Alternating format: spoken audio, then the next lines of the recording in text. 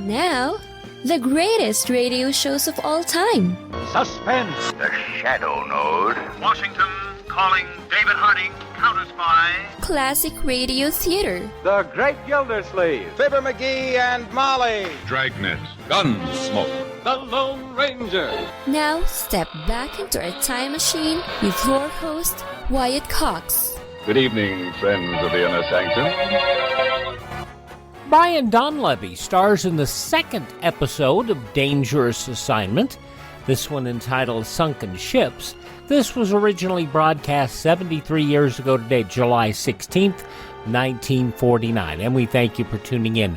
On this Saturday, this is the 16th day of July, 197th day of the year, 168 days remaining until we get to 2023. Father Junipero Serra founded Mission San Diego Alcalca, the first mission in California. The mission later would become the city of San Diego. The signing of the Residence Bill on this date in 1790 established a site along the Potomac River as the District of Columbia. Hitler convened top Nazi leaders at his headquarters on this date in 1941 in East Prussia to dictate how they would rule the newly occupied Eastern territories. Ukraine, the jewel in the Nazi Empire, would become a German colony. The atomic age began on this date in 1945 when the U.S. successfully detonated a plutonium-based test nuclear weapon at the Trinity site near Alamogordo, New Mexico in 1945. The Manhattan Project. The city of Nazareth, hometown of Jesus, capitulated to Israeli troops on this date in 1948 during Operation Decca, led by Ben Dunkelman, after little more than token resistance during the 1948 Arab-Israeli War. Published on this date in 1941, the novel Catcher in the Rye by J.D. Salinger. U.S. Marine Major John Glenn flew an F-8U Crusader supersonic jet from California to New York in 1957 in 3 hours, 23 minutes, 8 seconds, setting a new transcontinental speed record. Glenn would set another record in just a few years. On this date in 1964, Barry Goldwater accepted the nomination of the Republican Party for president. And a few months later, he coined another phrase, "I would rather be right than president." And here is the situation once again where the Republican Party didn't want to be conservative. They did not want to be conservative. They just wanted to go along to get along with the Democrats, which is why that Goldwater lost, because Republicans didn't want to be conservative. Just, that happens. Anyway, on this date in 1969, Apollo 11 was launched from Cape Kennedy, now Cape Canaveral again. It became the first manned space mission to land on the moon. Former White House aide Alexander P. Butterfield informed the Senate on this date in 1973 that President Nixon had secretly recorded potentially incriminating conversations. Mr. Butterfield, are you aware of the installation of any listening devices in the Oval Office of the President? I was aware of listening devices. Yes, sir. When were those devices placed in the Oval Office?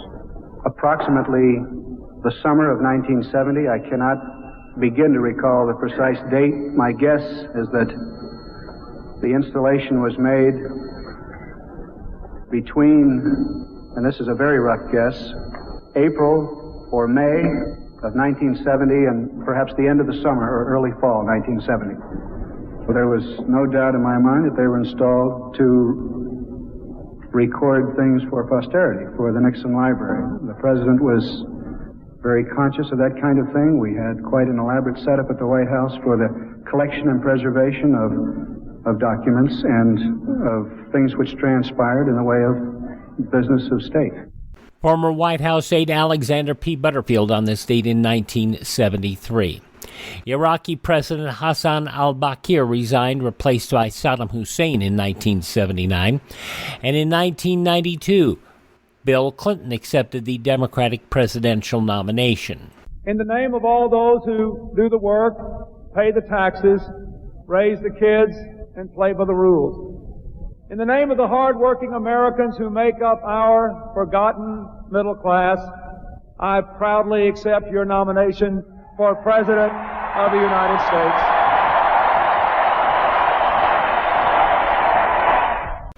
President Clinton would go on to serve 2 terms as president. John F. Kennedy Jr., his wife Carolyn Bessette Kennedy, and sister-in-law Lauren Bessette killed in a plane crash on this date in 1999 off the coast of Martha's Vineyard, the Piper Saratoga aircraft piloted by Kennedy.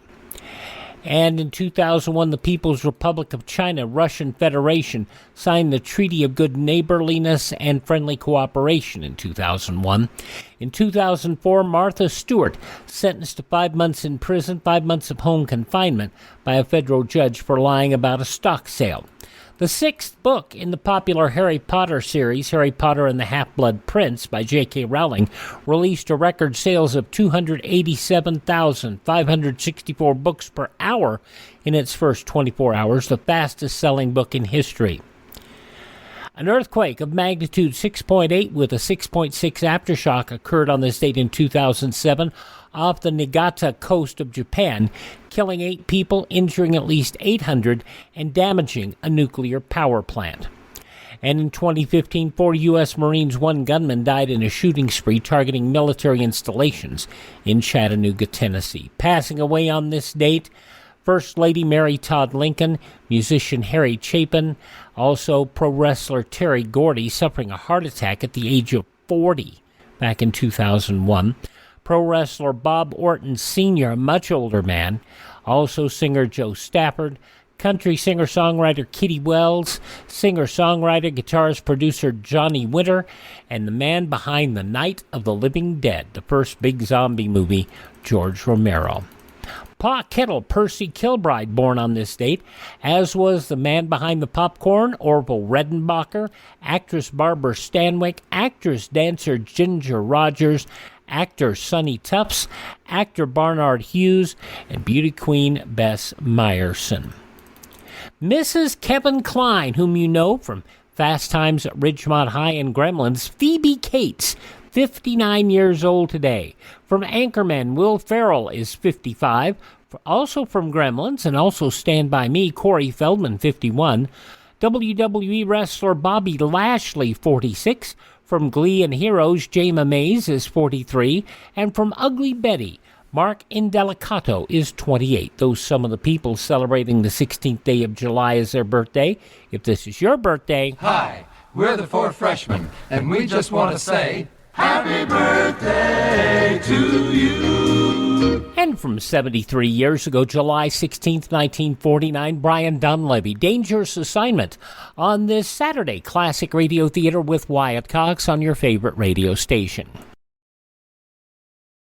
Classic Radio Theater on your favorite radio station, the 2nd episode of Brian Donlevy, Espionage, Dangerous Assignment, July 16th, 1949.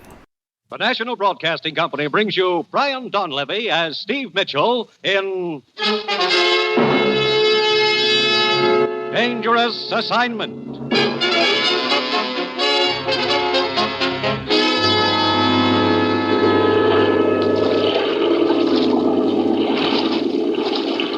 Over here. Here I am with the boat. Swim over this way. Here, let me help you, eyeball. Give me your hand. Come on. Up. Now, you set the charge of nitroglycerin? Good. And no one saw you leave the ship?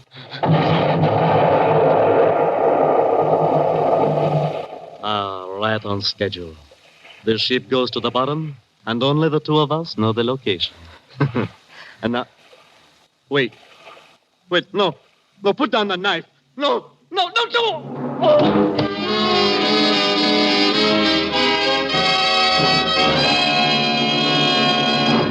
3 ships sunk in 2 weeks, Steve. And the last one cost the lives of 6 passengers. Good, Commissioner. Why send me halfway around the world just because 3 ships were sunk? Steve, those ships carried U.S. rehabilitation supplies. I see. Now, as usual, you'll pose as a foreign correspondent. Here's your press credentials, Steve. Your passport and plane ticket. Ruth, did you say plane ticket? You take off in 2 hours. Now, look, I was figuring on a little deal. Can't it wait till tomorrow? No, it can't wait.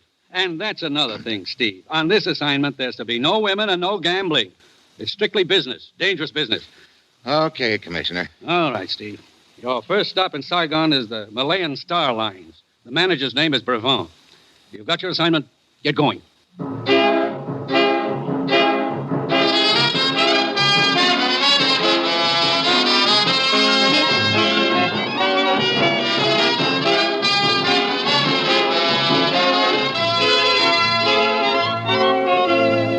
You've seen him in The Great McGinty, as Major Devereaux in Wake Island, as Trampas in The Virginian. Now, here is our star, Brian Donlevy, in another two-fisted portrayal as Steve Mitchell in Dangerous Assignment. The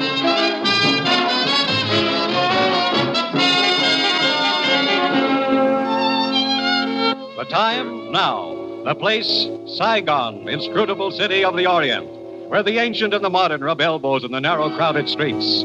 Saigon, city of intrigue, of shadows, of forgotten men, of danger.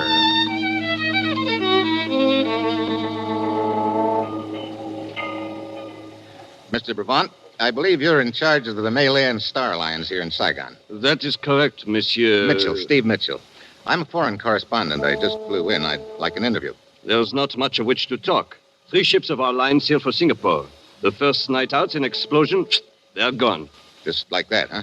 Oui, just like that. Could I take a look at the passenger list for those 3 ships? Certainly. I have them on my desk. Thank you. You don't carry many passengers. Only a few. Any survivors?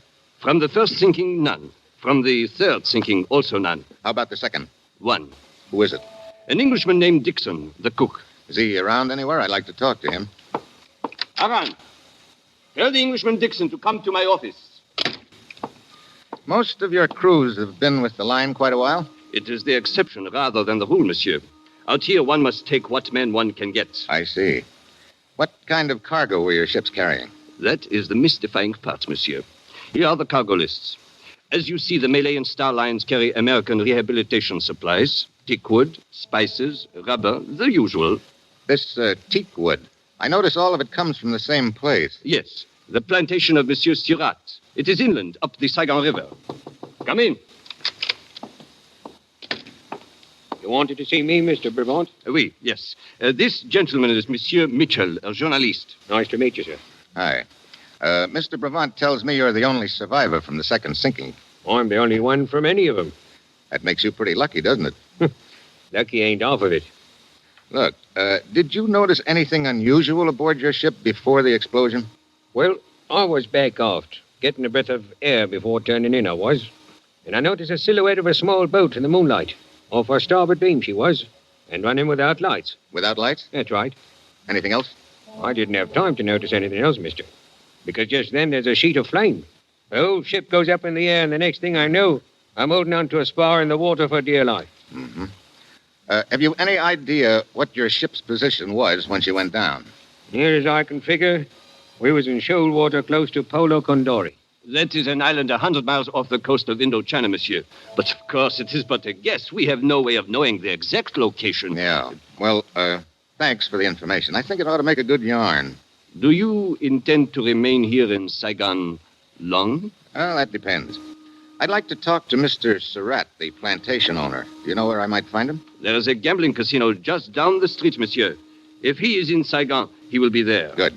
I'm beginning to feel lucky. I am certain you will not lack for games of chance in Saigon, monsieur. I personally find gambling a bore, but it would seem I am in the minority. Yeah, I guess you are. Well, thanks for the story. I'll see you around. He's an inquisitive gent, ain't he, Mr. Brevant? Yes, he is indeed. Newspaper chap, is he? That is what he said. Dixon, tell Aran to answer my telephone for me. I'm going out for a while.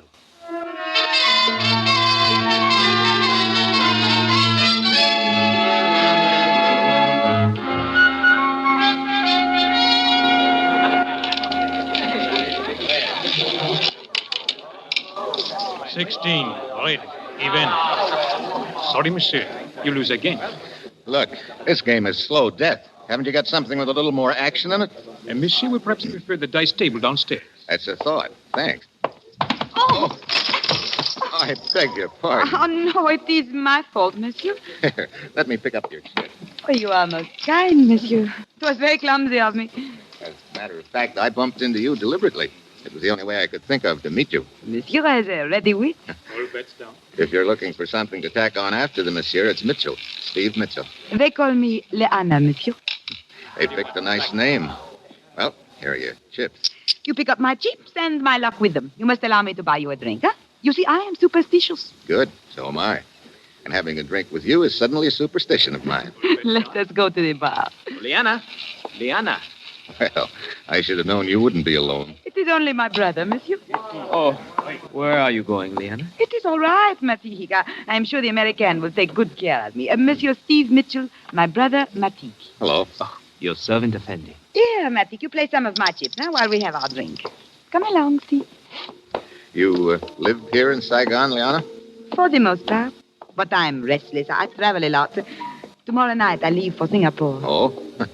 I guess my luck hasn't changed after all. I will not be gone long. How are you going to Singapore? I travel by tramp steamer. It is not so boring. Oh, not on the Malay Star Lines. Why, yes. Ah, here we are.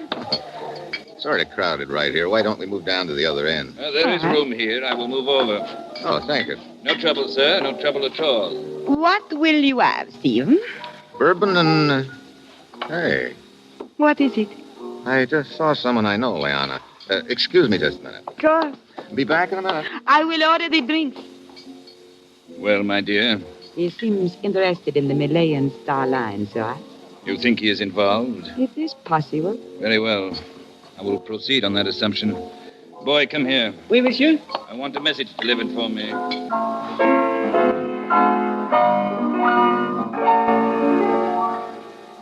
Good evening, Mr. Brevant.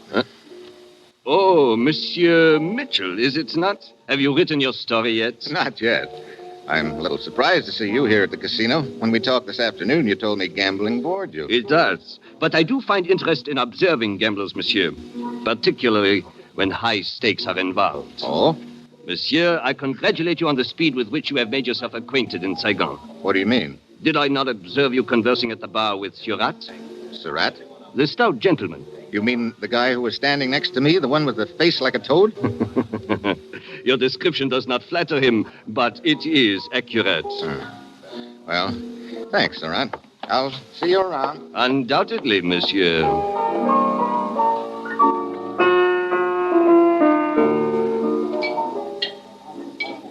I'm sorry I took so long, Leanna. Oh, it is quite all right. Well, here is your drink. Thanks.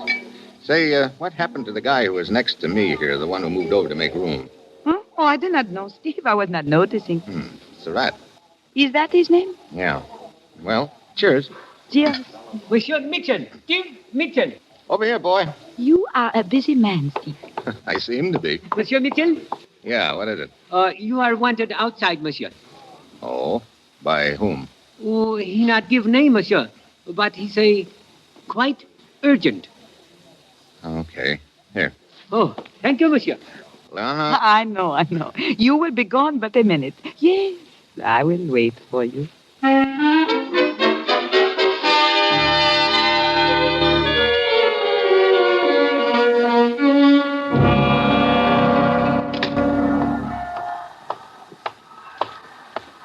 Mitchell, Effendi. Who are you? You are Steve Mitchell? What do you want, a calling card? Yeah, I'm Steve Mitchell. Now, suppose you tell me why you got me out here. I am Dalai. I suggest that we walk, Effendi. Oh. You always suggest with a gun, Dalai? When it is necessary, Effendi. Come. Mind telling me where we're going? Certainly not. Right around the corner here and into the alley. Cozy in here. And dark, Effendi. Wait a minute. Looks like we've got company in here. It is but my friend Banjak, Effendi. Oh, hello. What's the matter? Is he bashful? He cannot speak. His tongue was removed by force some years ago. But he is strong and willing. Banjak.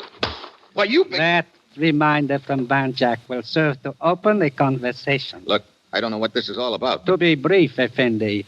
To be brief, we'll find out after the break. 73 years ago, July 16, 1949, Dangerous Assignment on Classic Radio Theater with Wyatt Cox.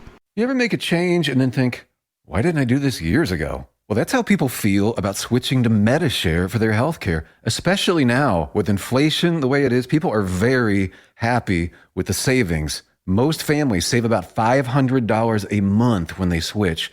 It's a huge help when prices are going up so fast in so many other areas. And Medishare's customer satisfaction rate is double that of health insurance. It's just a different experience, and people really like that. Medishare is an alternative to health insurance. It's a community of Christians who share each other's healthcare bills, and it's been going strong for over 25 years.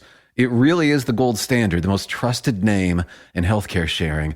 Find out why people love it, find out why they rave about the customer service, and find out how good it feels to save some money right now. They're super easy to talk to. Here's the number, 833-34-BIBLE. That's 833-34-BIBLE, 833-34-BIBLE.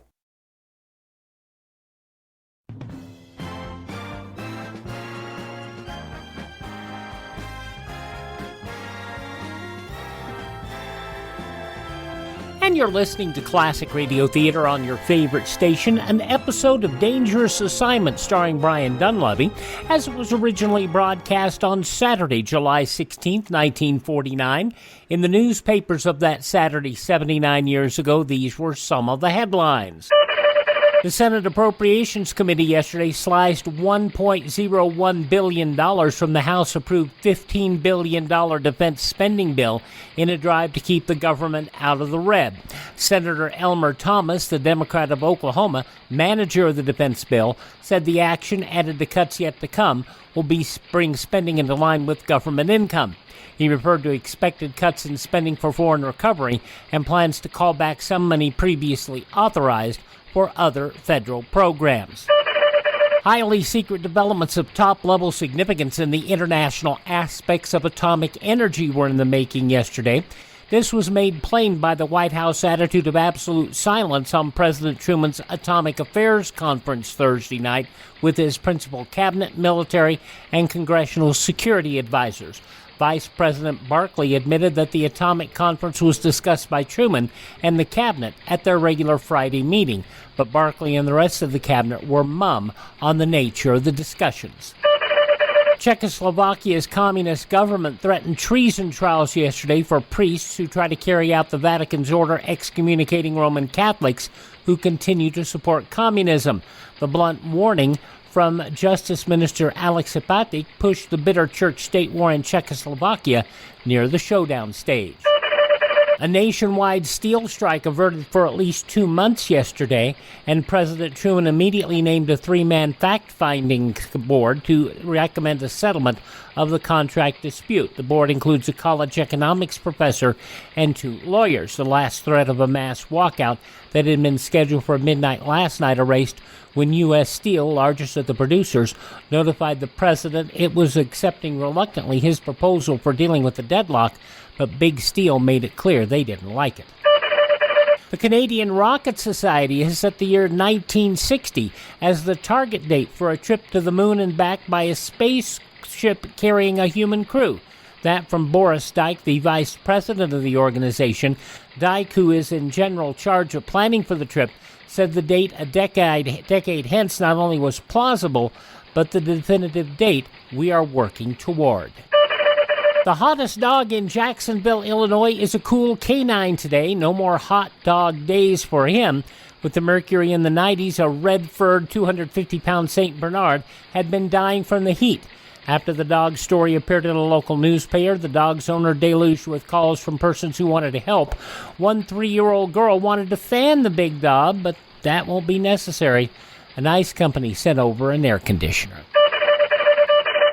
And those some of the day's top news stories, as reported in the newspapers of Saturday, July 16, 1949, on your radio Dangerous Assignment, which continues now on Classic Radio Theater with Wyatt Cox. You have information which I require. The locations of the 3 sunken ships. The ships? You think I know where they were sunk? Banja, Look. Perhaps that will refresh your memory. How can I tell you the location when I don't know them? Again, Banjak. I tell you, this wasn't going to do you any good. I don't know where those ships were sunk. Very well. If you intend to be stubborn, you may proceed, Banjak. I told you not to resist. Well, if you think I'm going to stand here and let this big ape make mince meat out of me... Very well, Effendi. It is a pity the Effendi bleeds so easily, Banjak. But I must not deprive you of extended enjoyment. You may kick him. I will tell you when to stop.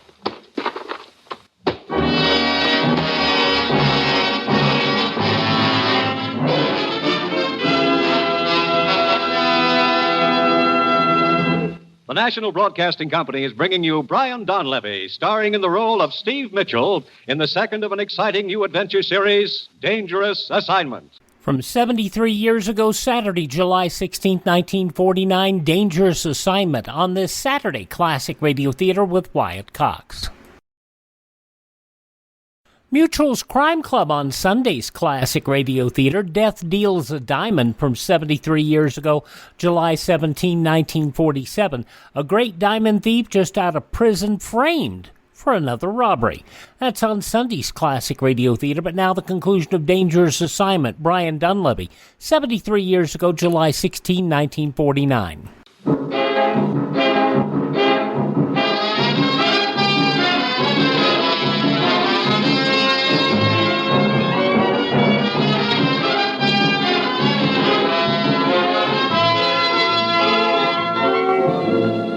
The time, the next morning. The place, a luxuriously furnished bedroom in a spacious villa near Saigon, overlooking the sea. Oh. You are awake at last, Effendi. If you can call it that. Well, hey, wait a minute. You're Liana's brother, aren't you? Matik. Your servant, Effendi. Look, would you mind telling me how I got into this harem? You are in the house of my sister, Liana. How did I get here? Well, Liana became worried when you did not return to the casino last night. We went outside to look for you and found you crawling out of the alley, badly beaten. So we brought you home with us. You are all bloody. How do you feel now? All bloody? Hey, help me out of this mink-lined cradle, will you? Oh, of course. Where are my pants? Hey, wait a minute. No. It was I who put you to bed. And here are your pants. Thanks. Where's Liana? Swimming in the ocean. Come, you can see her out the window. Hey, she's quite a swimmer, isn't she? Does she always swim out that far? Oh, yes. Every morning. Well, I'm not that ambitious this morning, but a dip would do me good.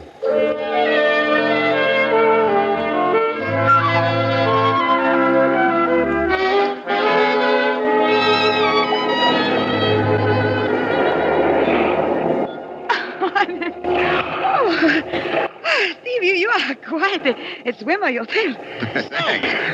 That water made me feel almost human again. Any cigarettes around here? Right here in my robe. Here you are. You look much better than when we found you last night, Steve. You know, you've taken awfully good care of me, Liana. Why? Why? Oh, perhaps there have been so many places, many times, many men in my life. And with me, there's always been the same. But then last night, I saw you. And I knew you were something different. How different? Does that make your bruises feel better? It helps. You know, that's a kind of medicine I could get addicted to, Liana. Perhaps when I return from Singapore, there will be more time to become addicted. Maybe. When do you sail? A day tonight, on the Malayan Queen. I guess my luck's still no good. Okay, look, I gotta go back to my hotel and pick up a change of clothes. But anyway, I'll be down to see you off tonight.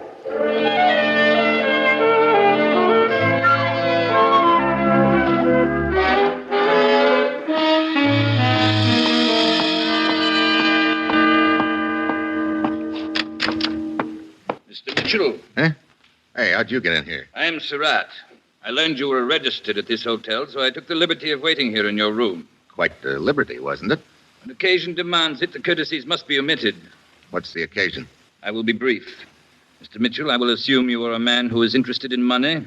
That's a safe assumption, Surratt. I believe you're in possession of certain information which is of value to me. Here we go again. Sir? Look, you happen to know a couple of cutthroats named Dilai and Benjack? Benjack's a big lug with no tongue. Dilai, Benjack? I have not had the pleasure of their acquaintance, sir. Oh, it's no pleasure, believe me. Sir? I'll skip it. Now, what's this about certain information I have? I will not waste words. 10,000 American dollars for the location of the sunken ships. 10,000? Means a lot to you, doesn't it? You've been shipping teakwood on the Malayan Star Line, haven't you? From my plantation up the river, sir. It is a matter of record. I didn't know teakwood was that valuable. I repeat my offer. 10,000 American dollars. I'll have to have a little time to think it over, Surratt. I cannot grant you much time, sir. I'm sailing tonight on the Malayan Queen. You have until 7:30 this evening. Okay. I will expect your answer before sailing time. Until then, good day, sir.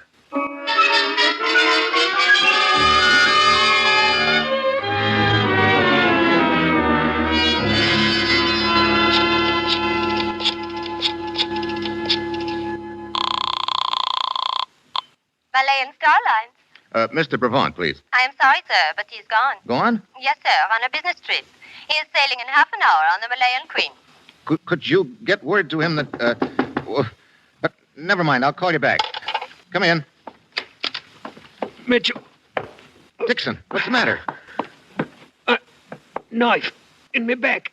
What happened? Malayan Queen. Ready to sail. Yeah, I know. I saw someone go aboard. That was on the other ship. You mean the ship that was sunk? Yes. Who was it? Followed me here and stabbed me. Who stabbed you? Dixon! Dixon!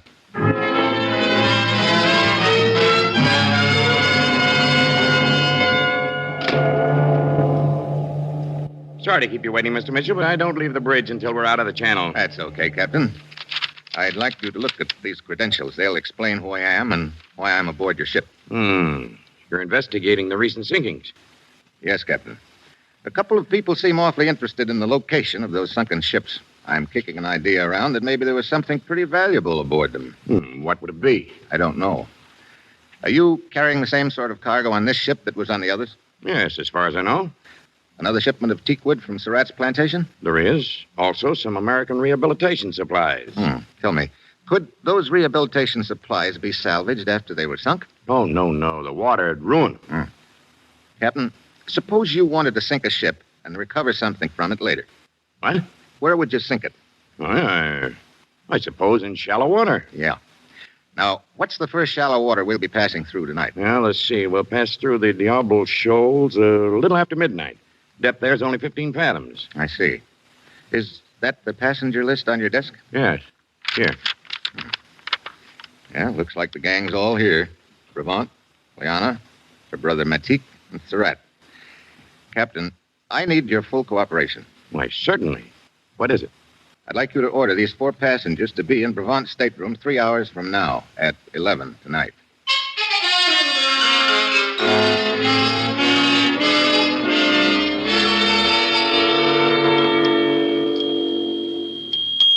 Brevant, I demand an explanation of this, being hauled up to your cabin like a common criminal. But, Monsieur Surratt, I am as much in the dark as you. I do not think it necessary to point out that this may cost you my business, Brevant. If you would only tell us the reason for all this, Effendi Brevant. Matik, I'm sure there must be a good reason for all this. If we are but patient, we will learn what it is. Here is the man who is responsible, Monsieur Mitchell. Steve! Hello, Liana. Matik. Your servant, Effendi. Good evening, sir. Surratt. Apparently you forgot our appointment, Mr. Mitchell. I didn't forget it. I had a couple of other things to take care of. Perhaps, sir, you'll be good enough to explain what this is all about. Sure, I'll explain. I'll make it short. I think one of you is responsible for the sinkings of those 3 ships. You are joking, Steve. Sorry, Liana. But to suggest that I could have anything to do with it. You're a good swimmer. I'm afraid I'll have to count you in. Oh, it is so ridiculous to think that I or my brother could be involved in such a thing. You make a serious charge against us, Effendi. I know. This is an insult to my long years of service on the line. Perhaps it is a serious charge as far as the others are concerned, Mr. Mitchell. But to suspect that I am involved is ridiculous. Much valuable teakwood of mine was sunk with those ships. Yeah. And maybe it's more valuable than I thought at first. What do you mean by that, sir? I'll let it ride for the time being, because I've got another piece of news for you. Of course, it isn't really news to one of you. What do you mean, Steve? There was a ship's cook named Dixon, survivor of one of the sinkings. Tonight, he saw one of you come aboard. He recognized you as being on that other ship. So whichever one of you it was, killed him to shut his mouth. I assure you, this is the first of these ships I have been aboard, sir, and also the last. One of you four is the killer and dynamiter. That person has a bomb planted on this ship and plans to dive overboard before the explosion. And that explosion is due for about midnight, 45 minutes from now. Steve, this is ridiculous. Is it? Just keep your eyes on that clock, all of you. Nobody's going to leave this cabin for the next 45 minutes. We're going to sweat it out together, just watching that minute hand creep around to midnight.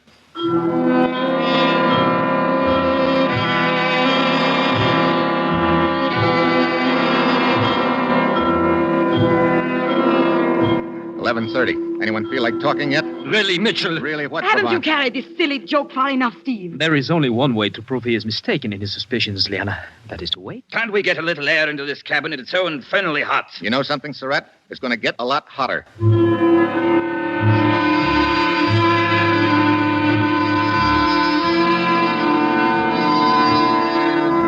7 minutes to midnight. We reach shallow water in about 10 minutes. That means 10 minutes before the ship gets blown up. Anybody's tongue loosening up? Surratt? I demand to be released from this pest hole. Bravant? You must be insane. Liana? To think I once considered you... Yeah, save the romance. Matik, how about you? You feel like talking? When one knows nothing, one can say nothing, Effendi. Okay, keep watching that minute hand,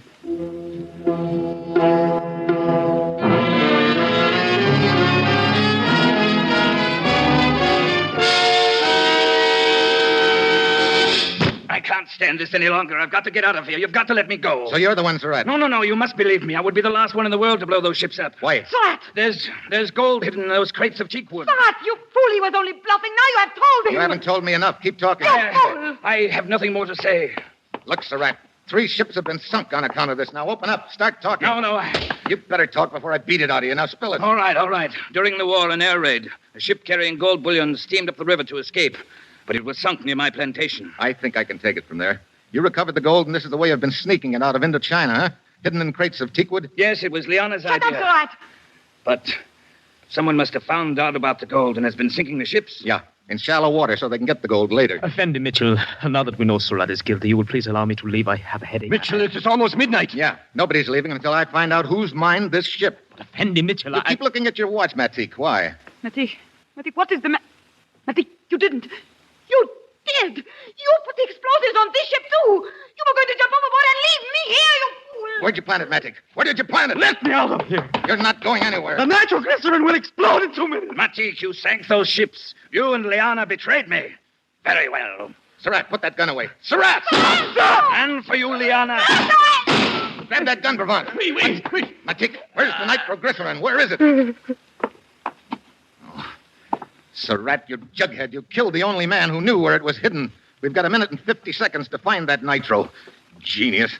Any ideas, Bravant? Matik could not have put it below decks. Men are stationed all over the ship. It must be in this cabin. Come on. Locked. Get back, Bravant. Wait. Take that side of the room. I'll take this. All right. It's got to be in here somewhere. It's got to be. There's nothing over here, Mitchell. Wait a minute. Listen. There's something kicking. Yes, I hear it. Under the bunk.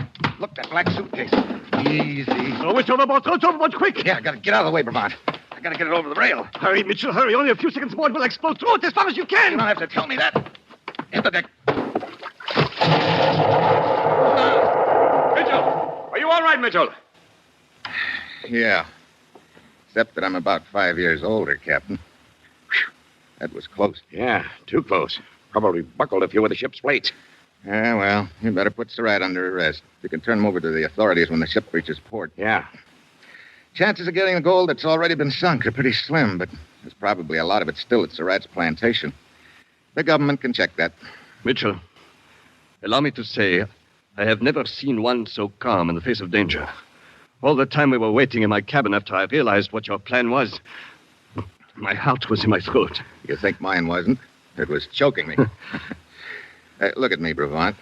I look like a fairly intelligent guy, don't I? Well, yes, of course. With a normal assortment of brains. Certainly. And a reasonable amount of common sense. But of course. And will you tell me something? What is it? Why did I ever get myself mixed up in a job like this?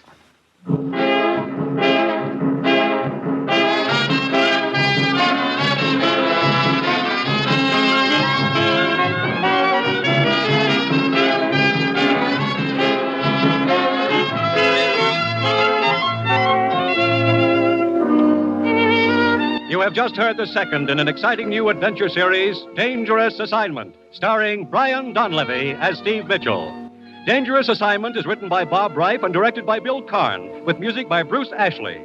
Be with us again next week at this same time when Brian Donlevy, starring as Steve Mitchell, will embark on another Dangerous Assignment.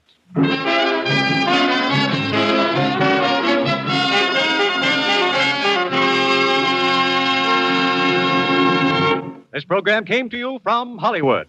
July 16th, 1949, Dangerous Assignment on Classic Radio Theater with Wyatt Cox. Thank you for making us a part of your day. Would you thank this station, support their advertisers? It's their kindness and courtesy that allows us to be with you each and every time you roll around here on your favorite station. If you miss a day, you don't have to miss a single show. You can find our shows at our webpage, classicradio.stream. You get a list there of all the places you can download our shows from. You can also stream them there on demand. And you can contact me directly, find our social media links. classicradio.stream. That is classicradio.stream. Thank you so much for tuning in. Tell all your friends the great radio shows are right here at this spot on the dial. Classic Radio Theater with Wyatt Cox on your favorite station.